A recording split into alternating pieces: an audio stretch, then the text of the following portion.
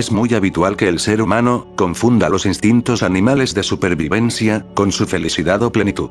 Actúa de acuerdo a mecanismos coercitivos que lo hacen siempre mantenerse en una constante lucha. Eligen la forma y basan su vida en dicha proyección, es decir, viven de acuerdo a la ilusión del ego, ignorando el espíritu.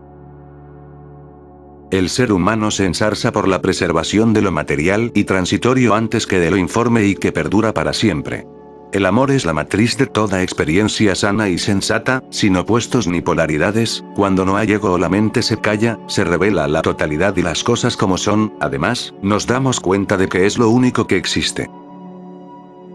El ego se basa en la forma, es decir, condiciona su estado del ser a las proyecciones del mundo, y este a su vez lo suele sostener. En cambio, la conciencia del verdadero ser, es silenciosa y transformadora desde dentro, es una experiencia meramente subjetiva de la verdadera realización. El ego es ruidoso, escandaloso, hace propaganda y utiliza fachadas, pero en el fondo, la casa está vacía. Por lo tanto, se engaña a sí mismo y condiciona su felicidad, se pone a expensas del mundo. El énfasis del ego está en hacer, el de la conciencia en ser. Es de sabios guiarse por la esencia más que por la apariencia, sustituye la promoción por la atracción. La fuerza basa sus intenciones en las mecánicas que juega el ego, es decir, trata de imponer, controlar, manipular, divide, engaña, envidia y así sucesivamente. Por otra parte, el poder utiliza sus fuerzas para actuar con sensatez y sabiduría, lo que para el ego parece lo correcto, para el espíritu es efímero y perjudicial. El poder que proviene del espíritu humano, trabaja en equipo más que guiado por su arrogancia. Por eso se suele utilizar habitualmente la palabra espíritu de equipo. Un boxeador cegado por su ego y soberbia, arremete contra su contrincante, y se pasea inflado de superioridad, para tratar de intimidar, asumiendo que vencerá. Un boxeador en cambio que utiliza el poder del espíritu como motor, saca fuerzas del esfuerzo que ha llevado a cabo, gracias a sus entrenadores, el apoyo de su familia y hasta de su propia nación. A esto se le podría llamar principios universales. Basa tu poder de todo lo que emprendas o hagas en estos principios, y no en el orgullo egoísta jactancioso cual, de hecho, es frágil y débil. Podemos ver claramente lo anterior, en el manga y anime japonés Dragon Ball, donde el protagonista, motivado siempre por sus amigos, seres amados y el planeta mismo, saca fuerzas y consigue siempre derrotar a sus adversarios. En cambio Vegeta, se ve siempre superado, pues basa sus esfuerzos en su orgullo personal. Utiliza siempre la guía de tu espíritu como motor de vida, pues este, no divide sino adhiere, une, su fuente de energía es el propio amor.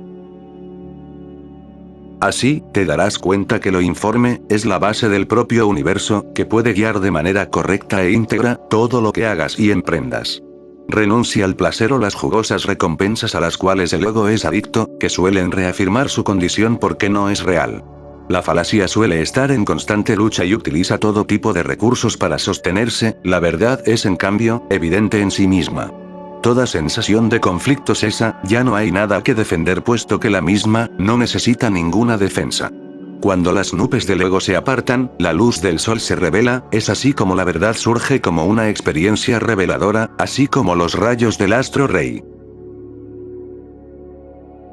Observa y date cuenta que las personas sin autoestima, buscan su felicidad en el exterior, es decir, recurren a todo tipo de elementos externos para tratar de conseguir su cometido, se la pasan subiendo fotos a sus redes sociales en busca de validación o aprobación, recurren a lo externo porque ellos por sí mismos no lo tienen, por ende, lo buscan en los demás. La espiritualidad narcisista hace lo mismo, recurre a la forma, a lo visible y que genera expectación, se vale de etiquetas vistosas, atuendos, distintivos, peinados, nombres extravagantes, entre muchos otros ejemplos. Por eso el ego se enfoca en hacer, mientras que el espíritu en ser.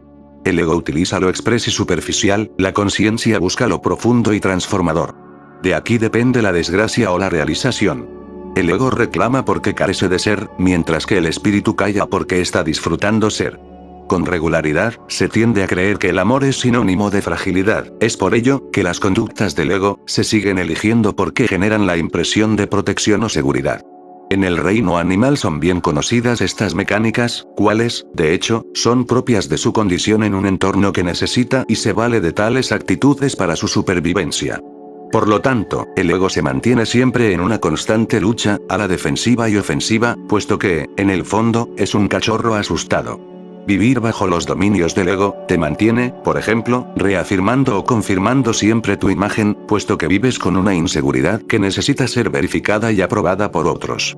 Date cuenta de tal miserable condición, que está condenada al sufrimiento.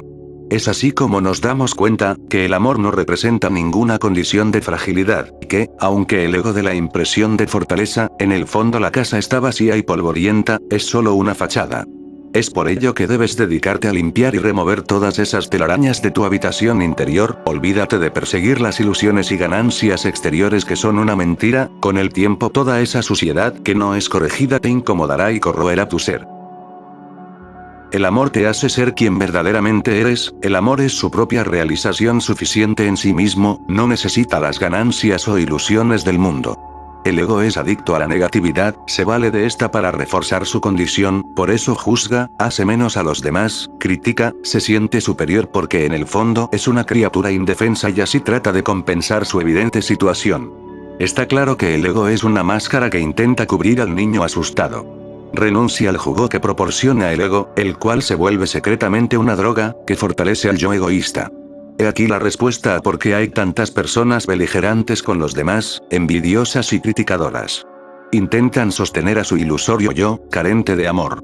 Es así como nos damos cuenta que se está enamorado de nuestro personaje, el cual solo vela por sí mismo, no tiene empatía puesto que está enfocado en sus propios intereses. Así, hará todo lo que esté a su disposición, que, en pocas palabras, siga consolidando a su tirano yo. Es así como la verdad se sustituye por los intereses de unos pocos, quienes solo abogarán siempre por sus ganancias egoístas más que por un bien objetivo. Lo anterior, es muy evidente en la política y en muchas otras monarquías. El ego es capaz de matar antes de admitir que está equivocado, huye de la verdad y solo busca reafirmar creencias o posiciones. Por ello una persona egoísta carece de humildad, es una roca dura reacia a la realidad.